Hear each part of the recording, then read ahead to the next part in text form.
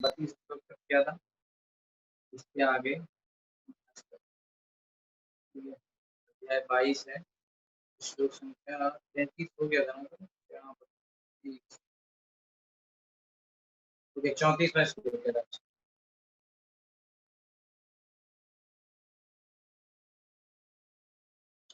तो कल हमने जो है देखा था कि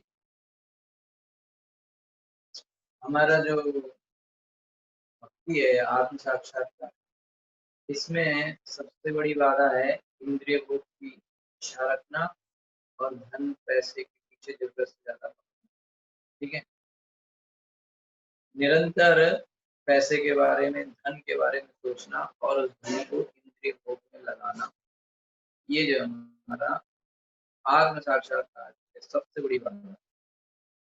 ठीक है, तो अब इन चीजों को कैसे दूर करें, इससे कैसे बचें।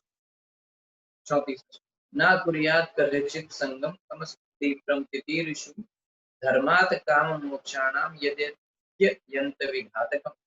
चतुर्थ स्कंद अध्याय 22 श्लोक संख्या 34। आप अपनी अपनी किताब में बोल सकते हैं। ठीक है, ना मत कुर्यात् करे कदाचित् कभी भी संगम संगति साथ तमा अज्ञान तीव्रम तेज गति से तितीर्षु वे पुरुष जो अज्ञान को पार करने के इच्छुक हैं। धर्म धर्म अर्थ आर्थिक काम मोक्षाणाम मोक्ष का यज्ञ अत्यंत अत्यधिक विघातकम बाधक है रुका। जो अज्ञान के सागर को पार करने की प्रबल इच्छा रखते हैं उन्हें कभी भी तमोगुण के साथ नहीं जुड़ना चाहिए।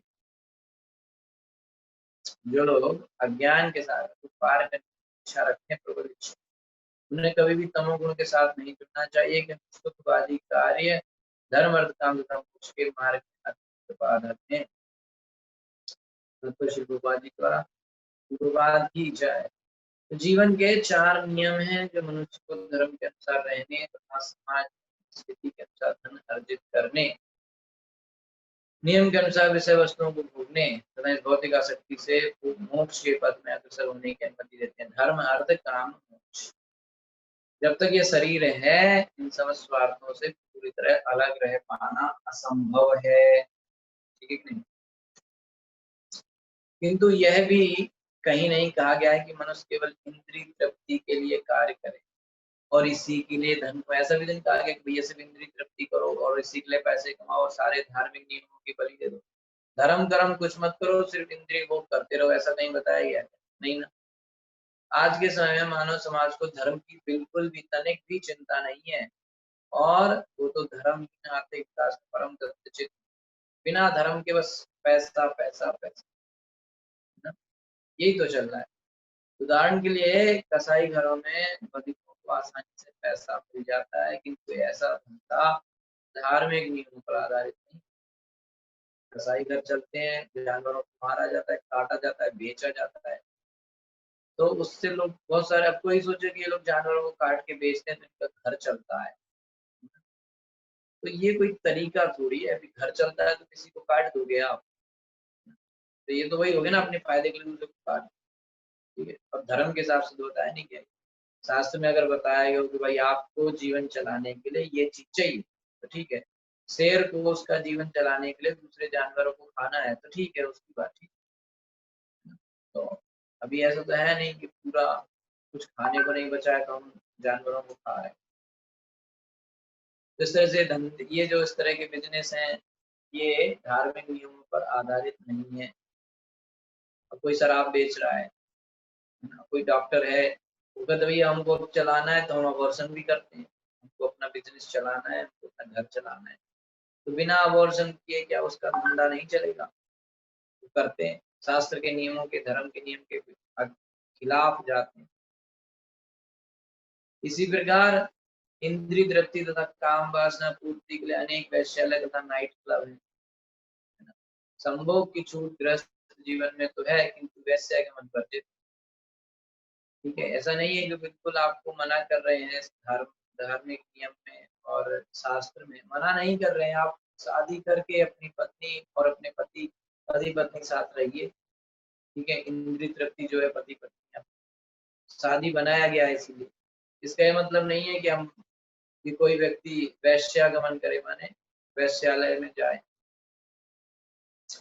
क्योंकि हमारे सारे काम कार्यकलापों का लक्ष्य इस संसार के बंधन से छूटकर मोक्ष प्राप्त करना है। जीवन का लक्ष्य है कि मोक्ष की प्राप्ति। इसी प्रकार भले ही सरकार मदिरालयों को खोलने का लाइसेंस दे दे, किंतु इसका अभिप्राय यह तो नहीं है कि निर्बाध रूप से मदिरालय खुलते जाएं और अवैध शराब का धंधा हो। लाइसेंस देने का सरकार शराब की दुकानों को लाइसेंस देती ही नहीं। तो कोई ये कह सकता है कोई ये सरकार लाइसेंस दे रही है इसका मतलब शराब पीना बहुत जरूरी है, सरकार खुद लाइसेंस दे रही है, जो नहीं पी रहे वो भी पिए। लेकिन इसका ये मतलब नहीं है। लाइसेंस देने का मतलब है कि एक्चुअली में प्रतिबंध लगाना। किसी को चीनी, आटे या दूध का लाइसेंस नहीं देना होता। मैं भैया कल से दूध बेचूंगा, मुझे लाइसेंस चाहिए, क्योंकि इन वस्तुओं पर प्रतिबंध लगाने की आवश्यकता नहीं होती। दूसरे शब्दों में मनुष्य को ये सलाह दी जाती है कि वह इस प्रकार काम करे कि आध्यात्मिक जीवन तथा मोक्ष को नियमित प्रगति की प्रक्रिया बाधित न हो। अगर ये सरकार शराब की दुकानों को लाइसेंस के हिसाब से नहीं खोलेगी तो हर जगह तरह अवैध शराब बनेगी, अवैध काम होगा और फिर बहुत ज्यादा नुकसान। तो अभी कम से कम लिमिटेड है। इसलिए इंद्रिय तृप्ति की वैदिक इस प्रकार नियोजित की जाती है कि आर्थिक विकास होता रहे, इंद्रिय तृप्ति हो और उसके साथ ही प्राप्त। तो जो चीज रोकी नहीं जा सकती उस पर रेगुलेशन दिया जाता है। सरकार नहीं बनाएगी तब भी लोग शराब तो पिएंगे,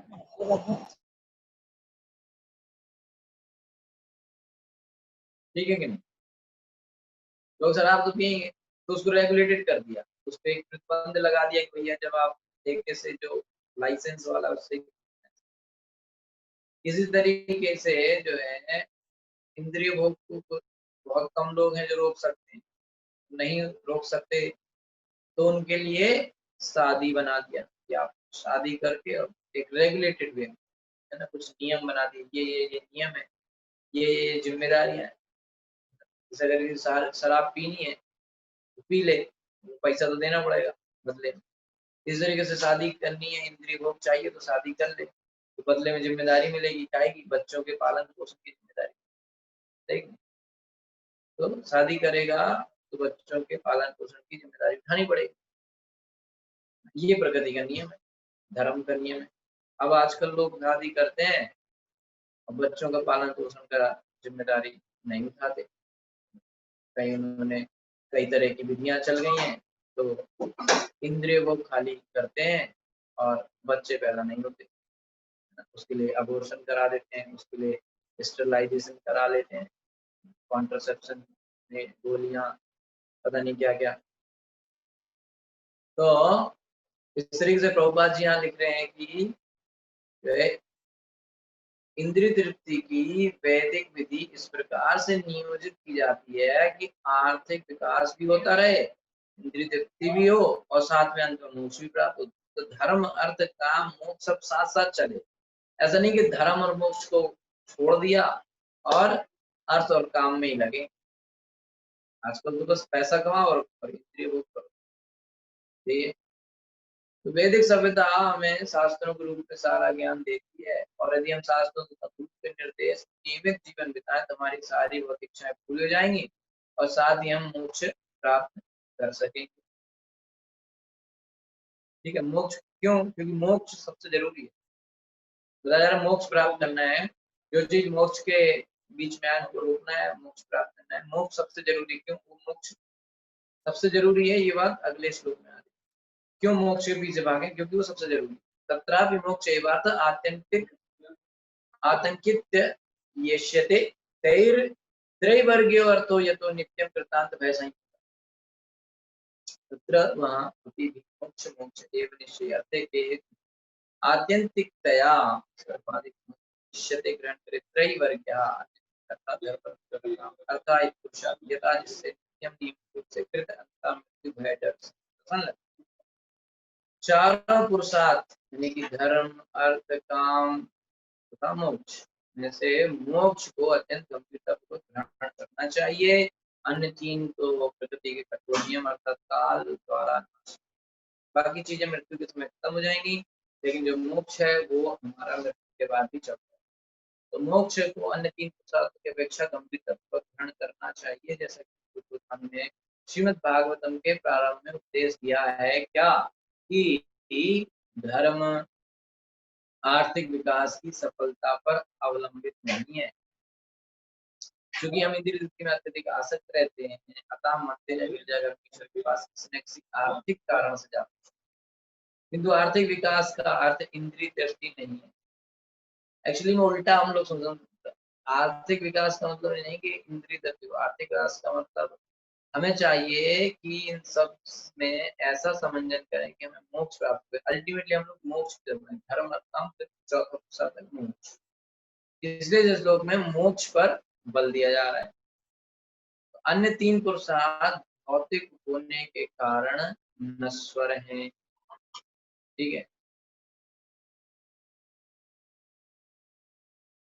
तो इस जीवन में बैंक, किसी कोई व्यक्ति ने बैंक में बहुत सारा धन इकट्ठा कर लेने के तथा अनेक वस्तुओं का स्वामी बन जाने पर भी, बहुत बड़ा पैसा बैंक बैलेंस है, बहुत सारी गाड़ियां हैं, बंगला है, सब कुछ, लेकिन फिर भी मृत्यु के साथ सब कुछ खत्म हो जाएगा। तो भगवत गीता में कहा गया है कि मृत्यु तो भगवान है। जो भौतिकतावादी मनुष्य द्वारा अर्जित सारी वस्तु अपने साथ लेते जाते हैं। जो व्यक्ति भगवान को नहीं मानता है, भक्ति नहीं करता है, उसके लिए भगवान मृत्यु के रूप में आके सब कुछ छीन लेते हैं। मृत्यु के साथ सब कुछ छीन जाता है, कोई कुछ नहीं बचता उसके, सब कुछ छोड़ना पड़ता है। ये बात हमेशा याद रखनी चाहिए कि मृत्यु सबको है और मृत्यु सबको ही सब कुछ छुड़ा देगी। कई लोग सोचते हैं कि अरे जैसे किसी को भक्ति कर रहा है, किसी ने कहा मत करो, नहीं तो उनको लगता है ये लोग हमसे छूट जाएंगे, अगर हम ज्यादा भक्ति करेंगे हमारे दोस्त छूट जाएंगे, ऐसे लगता है लोगों को।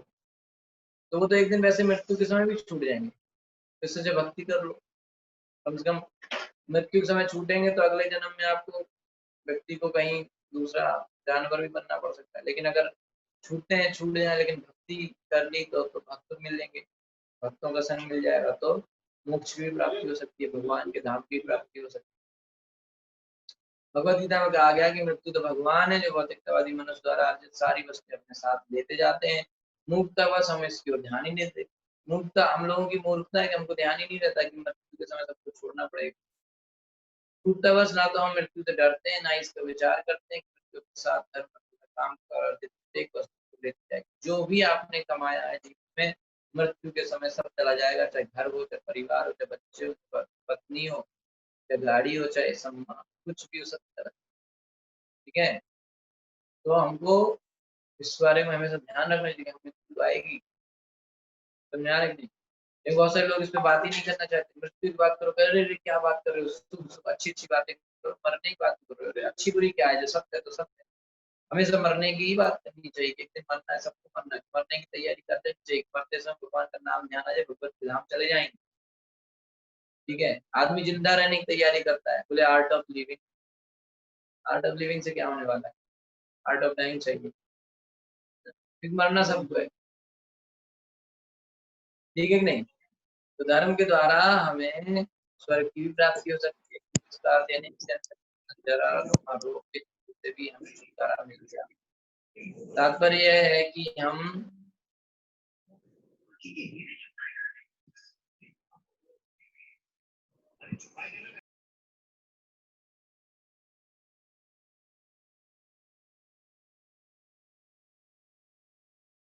ठीक है, तात्पर्य यह है कि हम त्रैवर्ग धर्म, अर्थ तथा काम के अपने अपने स्वार्थों की बलि तो कर सकते हैं, किंतु मोक्ष की नहीं। मोक्ष के संबंध में भगवत गीता में कहा गया है, त्यक्त्वा देहम पुनर्जन्म नेति। मोक्ष का अर्थ होता है कि शरीर को त्यागने के बाद मनुष्य को दूसरा शरीर ग्रहण नहीं करना होता, ये मोक्ष है। फिर से किसी और माता के गर्भ में नहीं जाना पड़ेगा, फिर से दोबारा जन्म नहीं लेना पड़ेगा।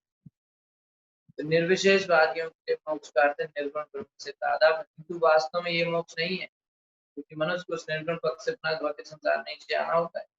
इसलिए मनुष्य को चाहिए कि भगवान की शरण में जाए, भगवान की शरण खोजे और उनकी भक्ति में लगे। भगवान भक्ति में लगने से वापस नहीं आना पड़ेगा, यही असली मोक्ष रूप। इसलिए यहाँ पे क्या निष्कर्ष निकला कि हमें लोगों को पुण्य के काम, आर्थिक विकास तथा इंद्रिय तृप्ति पर ज्यादा और ज्यादा बल नहीं देना चाहिए। हमें तो भगवान विष्णु के दिव्य धाम में पहुंचने की चिंता करनी चाहिए। और उन सभी भगवान विष्णु के धामों में सबसे ऊपर है गोलोक वृंदावन, और वहां पर भगवान श्री कृष्ण स्वयं रहते हैं, ब्रजवासी रहते हैं। इसलिए मोक्ष के इच्छुक लोगों के लिए कृष्ण भावना अमृत आंदोलन सबसे बड़ा उपाय। इसलिए जो ये प्रभुपाद जी ने हमको कृष्ण भावना अमृत आंदोलन दिया है, ये सबसे बड़ा गिफ्ट है ना हमारे लिए। अगर हमको ये भगवत गीता, ये भागवतम का ज्ञान मिलता है प्रभुपाद जी द्वारा, तो ये सबसे बड़ा गिफ्ट हमको भगवान के द्वारा मिल रहा है। ठीक है, तो इस तरीके से ये श्लोक में बताया है कि मोक्ष क्यों इम्पोर्टेंट है, मोक्ष की महत्वता के ऊपर जोर दिया गया। ठीक है, अब अगले श्लोक में बताया जा रहा है कि किस तरीके से भगवान और जो हमारे अस्थायी रूप से जो हमारे लक्ष्य हैं, उनको भगवान कैसे खत्म कर देते हैं। परे अवपरे चाहिए भावा गुण व्यतिकरादनु ना तेषाम विद्यते क्षेमम ईश विद्यसिताशिषाम। परे जीवन में अवरे जीवन की निम्नतर अवस्था में आत्मा ये सब भावा विचार भौतिक गुण व्यतिकराद अन्य क्रिया से पीछे चलना ना कभी देशम का विद्यते विद्यमान है क्षेमम कुशल ईश परमेश्वर विध्वंसित विनष्ट आशीषाम आशीर्वादों का। हम उच्चतर जीवन की विभिन्न अवस्थाओं को जीवन की निम्नतर अवस्थाओं से अलग करते हुए वरदान स्वरूप ग्रहण करते। जीवन में जो उच्चतर अवस्था अगर मिल जाए तो जो पिछली अवस्था है उसको अलग अलग समझ के अगर हम ऊपर का कुछ मिल जाए तो हमको लगता है यही वरदान। किंतु हमें स्मरण रखना चाहिए कि इस प्रकार के भेदभाव भौतिक प्रकृति के गुणों की अन्योन्य क्रिया के प्रसंग में विद्यमान रहते। वस्तुतः वास्तव में क्या होता है कि जीवन की अवस्था में कोई स्थायी अस्तित्व नहीं होता, क्योंकि ये परम द्वारा नष्ट कर दी जाएंगे, अंत में सब खत्म नहीं। हमें संसार में जीवन के उच्चतर पद को आशीर्वाद के रूप में ग्रहण करते हैं। बड़ा पैसा ज्यादा मिल गया या कोई बड़ी चीज, और अगर नीचा कुछ तो लगता है कि किसी ने तो शाप दिया। उच्चतर तथा निम्नतर का ये अंतर तभी तक रहता है जब तक विभिन्न भौतिक गुण परस्पर किया करते हैं। जब हम सत्व रजोगुण तमोगुण के चक्कर में तभी तक ये सब लगता है कि ये अच्छा है, ये बुरा है, ये बड़ा है, ये छोटा है, ये सुख है, ये दुख है। दूसरे शब्दों में है, हम अपने अच्छे कर्मों से उच्चतर लोग को या उच्चतर जीवन स्तर यानी कि उत्तम शिक्षा, सुंदर शरीर, उत्तम कुल, ज्ञान, ये सब वो प्राप्त होते हैं। ये सब पुण्य कर्मों के प्रतीक हैं। पिछले जन्म में पुण्य करेंगे तो इसी तरह अपवित्र कारणों से हम अशिक्षित रह जाते हैं, कुरूप शरीर पर। जिसने पिछले जन्म में पुण्य कर्म किया है वो व्यक्ति इस जन्म में जो है उसको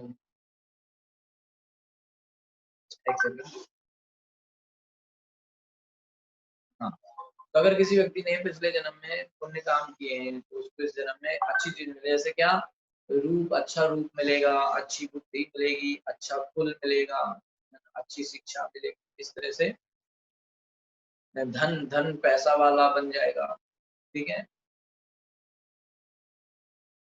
और अगर पुण्य काम नहीं किए, पाप काम किए, ऐसा समझे जैसे जीवन में कोई व्यक्ति सुंदर है, बहुत पैसे वाला है, बुद्धि वाला है ना, या अच्छा एजुकेटेड है, तो माना जाता है कि उसने पिछले जन्म में अच्छे काम किए होंगे। इसी तरीके से अगर कोई व्यक्ति अनपढ़ है और कुरूप शरीर है, शरीर में कोई अच्छा रूप नहीं है, या कभी कभी पैदा होने के समय में कुछ प्रॉब्लम रहते हैं शरीर में, कोई अंग विकसित नहीं है, इस तरह से होता है। और कुछ लोग गरीब ही रहते हैं, हमेशा खूब मेहनत करते फिर भी वो गरीब रहते हैं, उनका कोई अच्छा नहीं। तो इस तरह से माना जाता है कि उनके पिछले कर्म अच्छे नहीं थे, पिछले पाप की रहे हैं।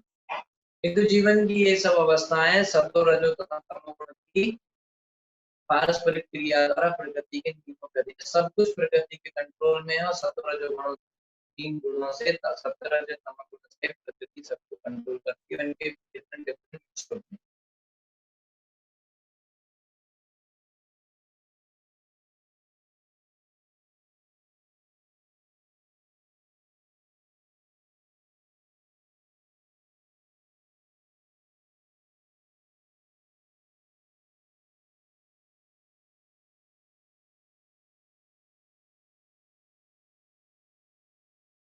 ठीक है। आ ब्रह्म भुवनान लोका पुनरावर्तिनो अर्जुना मामुपेति तु कौन्तेय पुनर्जन्म विद्यते। भले ही हम अपने आप को विज्ञान की उन्नति के बल पर या जीवन के धार्मिक नियमों, त्याग तथा कर्म से उच्चतर लोक तक उठा लें, किंतु प्रलय के समय ये सारे लोग तथा उनके प्राणी विनष्ट हो जाएंगे। इस श्लोक में मतलब सब लोग प्रलय के समय, सब ब्रह्मा जी के लोक से नीचे तक के सारे लोग नष्ट हो जाएंगे। ठीक है। इस श्लोक में ईश विध्वंस सिता शिशाम सूचित करता है कि ये सारे आशीर्वाद परम नियंता द्वारा ध्वस्त कर दिए जाएंगे। जो कुछ भी हमारे पास है सब नष्ट हो जाएगा और हमें उस समय कोई हमारी रक्षा नहीं करेगा, चाहे ये इस लोक में हो या अन्य लोक में, हमारे शरीर सब विनष्ट हो जाए और हमें महाविष्णु के शरीर के भीतर लाखों वर्षों तक अचेत अवस्था में रहना होगा। और जब सृष्टि पुनः प्रकट होगी तो उससे हमें विभिन्न योनियों में जन्म लेकर अपने काम प्रारंभ करना। इसलिए मात्र उच्चतर लोक तक उठ जाने से हमें संतुष्ट नहीं हो जाना चाहिए। स्वर्ग वर्ग जाने की लोग प्रयास करते हैं, वहां से कुछ फायदा नहीं है। प्रलय के समय स्वर्ग भी खत्म हो जाता है, सब भौतिक जगह। तो हमें इस दृश्य जगत से बाहर निकलने, आत्म जगत में जाने, भगवान शरण करने का प्रयास, हमारा प्रयास क्या होना चाहिए कि हम लोग भगवान के धाम जाना। स्वर्ग स्वर्ग तो भौतिक जगत में, भगवान का धाम आध्यात्मिक जगत, वहां जाना है। क्योंकि प्रलय के समय तो सब खत्म हो जाएगा, लेकिन क्या बचेगा? सिर्फ भगवान का धाम। तो वहां जाएंगे तो हमें कुछ नहीं। यही हमारी सर्वोच्च उपलब्धि है। हमें वस्तु के प्रति आकर्षण ना होकर उन्हें समान स्तर पर देखना चाहिए। हमारा वास्तविक काम, जीवन उद्देश्य खोज है और भगवान की भक्ति करना। हमारे जीवन का उद्देश्य क्या है? भगवान की प्राप्ति। इसलिए जीवन का मेन काम क्या है? भगवान की भक्ति करना। ठीक है। तो ऊपर नीचे और सुख दुख, बड़ा छोटा, इस सबके चक्कर में नहीं पड़ना चाहिए। इस प्रकार हम ज्ञान तथा आनंद से परिपूर्ण अपने आध्यात्मिक कार्य में सतत आशीर्वाद पाते रहें। तो नियमित मानवीय सभ्यता से धर्म, अर्थ, काम तथा मोक्ष की प्रगति होती है। मानव समाज में धर्म होना ही चाहिए। बिना धर्म के मानव समाज कैसा है? बिना धर्म के मानव समाज पशुओं के जैसा है। ठीक है। आर्थिक विकास तथा इंद्रिय तृप्ति केवल धर्म पर आधारित होना चाहिए। जब धर्म, अर्थ तथा काम समन्वित होते हैं तो जन्म, मृत्यु, जरा, रोग से मुक्ति निश्चित। किंतु इस कलयुग में, कली काल में धर्म तथा मुक्ति का प्रश्न ही नहीं उठता। लोगों की रुचि केवल किसमें? आर्थिक विकास और इंद्रिय तृप्ति। तो फलतः सारे विश्व में व्यापक पर्याप्त आर्थिक उन्नति के बावजूद मानव समाज के आचार विचार कैसे हैं? जानवर जैसे। जब सब कुछ नितांत पशु तुल्य हो जाता है तो प्रलय होता है। इस प्रलय को ईश विध्वंस सिता शिशाम के रूप में ग्रहण करना चाहिए। भगवान द्वारा दिए गए आर्थिक विकास और इंद्रिय तृप्ति का आशीर्वाद खत्म हो जाएगा। इस कलयुग के अंत में भगवान कल के अवतार के रूप में प्रकट होंगे और उनका एकमात्र काम होगा ब्रह्मांड के समस्त नरसंहार। इस नरसंहार के बाद पुनः स्वर्णिम युग आएगा, सतयुग आ जाएगा। अतः हमें जान लेना होगा कि हमारे सारे भौतिक कार्यकलाप बच्चों की खिलवाड़ के जैसे एक दिन सब खत्म होना है। बच्चे समुद्र के तट पर, बीच पर बच्चे लोग खेल करते हैं। पिता तट पर बैठे बच्चों के कारण महलों को, दीवारों को बनाना आदि देखता रहता है। तो पालू से बच्चे लोग बहुत सारे घर बनाते हैं बीच समुद्र के किनारे। किंतु अंत में पिता के अन्य बच्चों को सब कुछ छोड़कर घर वापस आना पड़ता। बाद में पापा कहते चलो भैया अभी खत्म कर दो, जो जो कुछ बनाया सब वही छोड़ के आना। तब सब कुछ नष्ट हो जाता है। जो लोग आर्थिक विकास, साहित्य के बच्चों जैसे खिलवाड़ में लगे रहते हैं, कभी कभी भगवान पर विशेष अनुग्रह करके सारे निर्माण कार्यों को खत्म कर देते हैं। कोई व्यक्ति बहुत ज्यादा इसमें लगा है, भौतिक उन्नति में, में, अगर भगवान कभी कभी स्पेशल कृपा कर देंगे तो उसकी सब सुविधाएं खत्म कर देंगे। भगवान ने कहा यस्य हम अनुग्रहामि हरिष्ये तद्धनुष। भगवान ने दृष्टि महाराज से कहा कि जब वे अपने भक्त पर विशेष अनुकंपा करते हैं, स्पेशल, सब पे नहीं होती है, बहुत रेयर है इस तरह की कृपा, तो उसका सारा धन वैभव भगवान खींच लेते हैं। अतः सामान्य देखा जाता है कि वैष्णव अधिक धनवान। ठीक है। जब व्यक्ति को भगवान स्पेशल कृपा करते हैं तो उसका सब पैसा ले लेते हैं। ठीक है। इसलिए ज्यादातर वैष्णव लोग ज्यादा पैसे वाले। तो जब कोई वैष्णव या भक्त धनवान होने के साथ साथ परमेश्वर सेवा करने की इच्छा व्यक्त करता है तो उसकी भक्ति अवरुद्ध हो जाती है। क्योंकि भक्ति में रुकावट क्या डालती है? पैसा ही डालता है, पैसा, इंद्रिय, रूप। तो भगवान उस पर कृपा दिखाने के लिए उसकी तथाकथित आर्थिक उन्नति तथा भौतिक ऐश्वर्य को विनष्ट कर देते। अब वो पैसे में और इन सब बिजनेस में फंसा है तो भगवान कहेंगे सब तुम्हारा बर्बाद करेंगे, तुम भक्ति करो। तो भगवान सब खींच लेते हैं ताकि अच्छे से भक्ति कर सके। इस प्रकार भक्त बारंबार आर्थिक उन्नति करने के प्रयास होकर अंततः भगवान के चरण को शरण करें। खूब प्रयास करता है लेकिन कहीं सफलता नहीं मिलती, बाद में भगवान चरण में बैठ के भजन करता है तो सफलता मिल, ठीक है? तो ये बहुत रेयर है। माँ प्रभुपाद जी ने बहुत मेहनत किया, लेकिन कोई भी बिज़नेस, कोई भी उनका काम सक्सेसफुल नहीं होता था। जब वो भगवान की भक्ति में का प्रचार करने अमेरिका गए तो सब सक्सेस हो गया और 1000 मंदिर पूरे विश्व में बना दिए ना, और हज़ारों लाखों लोगों को भक्त बना दिया। ऐसा कार्य भी ईश्वर सिद्धाश्रम माना जा सकता है, जिस द्वारा भगवान मनुष्य के ऐश्वर्य को नष्ट करके उसे आध्यात्मिक ज्ञान से संपन्न कर देते हैं, ठीक है? उपदेश देते समय हमने देखा है कि भौतिकतावादी व्यक्ति हमारे पास आते हैं और आशीर्वाद प्राप्त करने के लिए नमस्कार करते हैं, जिसका अर्थ है कि वे और अधिक भौतिक ऐश्वर्य की इच्छा रखते हैं। जनरली लोग साधु के पास आते हैं कि हमारा धन सब, हमको ऐसा आशीर्वाद दो कि हमारी धन संपत्ति बढ़े। तो साधु के पास तो कुछ है ही नहीं, वो आपकी कैसे बढ़ा देगा, ठीक है? यदि उनकी इस प्रकार की ऐश्वर्य इच्छा को रोका जाए तो ऐसे भक्ति भक्तों को कभी नमस्कार नहीं करते। अगर उनसे कहो कि नहीं, नहीं, नहीं आपको हम नहीं होगा तो फिर वो कभी नहीं आएँगे, ठीक है? ऐसे भौतिकतावादी पुरुष केवल अपनी आर्थिक प्रगति से नाता रखते हैं, वे संत या परमेश्वर को प्रणाम करते हैं, इस कार्य में जो दान देते हैं उसने और अधिक लाभ आर्थिक। क्यों दान देता है लोग मंदिर में या साधु को सेवा करता है, ताकि उसका बिज़नेस और अच्छा हो जाए। उसको लगता है मंदिर में पैसा दान देंगे, साधु की सेवा करेंगे तो हमारा बिज़नेस और अच्छा चलेगा, है कि नहीं? एक बार एक कोई जानने वाले थे, उन्होंने बहुत अच्छा बड़ा उनका बिज़नेस है। एक नया होटल बनाया, बहुत बड़ा 3-4 माले का बहुत बड़ा होटल बनाया। तो हम उनके पास गए, उन्होंने बुलाया, तो कहते हैं कि हमने आपको स्पेशल बुलाया है कि हमने नया होटल बनाया है, आप हमारे होटल में आइए और अपना पाँव रख दीजिए, तो हमारा होटल अच्छा चलेगा। मैंने कहा अगर मेरे पाँव रखने से होटल आपका अच्छा चलेगा, तो मैं अपना ही होटल नहीं खोल लेता है। है ना? बोले नहीं, नहीं, नहीं आप तो मज़ाक कर रहे हैं, आप आइए, आप आइए। तो मेरे को ज़बरदस्ती अपने होटल में ले गए, वहाँ पे उन्होंने उनकी जो होटल के जो मालिक की जो सीट है, उस पे बिठा दिया और सब कुछ दिखा रहे हैं, ये देखो हमारे होटल का ये कैटरिंग है, ये ऐसा है, ऐसा पूरा होटल दिखाया। बहुत देर लगी उसको देखने में, थक गया मैं देखते-देखते। ऊपर-नीचे लिफ्ट में ये तो लोगों को ऐसा लगता है कि साधु का सेवा करो, मंदिर में दान दो, तो हमारा बिज़नेस अच्छा चलेगा। और अगर ऐसा बता दें कि नहीं चलेगा, तो फिर नहीं आएँगे वो।